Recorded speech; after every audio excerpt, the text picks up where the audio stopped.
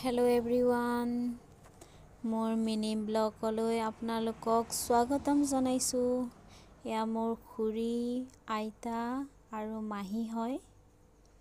সেইদিনা আছিলে গোপালৰ ভোক লগোৱা। গোপালৰ কাৰণে বহুত বিধ বনাবলগীয়া হৈছে। তাৰপিছত এয়া বনাই আছে।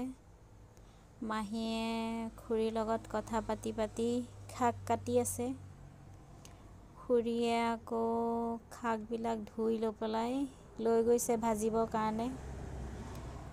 আইতাই পটল, বেঙেনা তেনেকৈ কাটি আছে। মই আৰু ৰাণীবা সহায় কৰিছোঁ অলপ চলপ। তাৰপিছত ভিডিঅ'টো কেনে পালে ক'ব।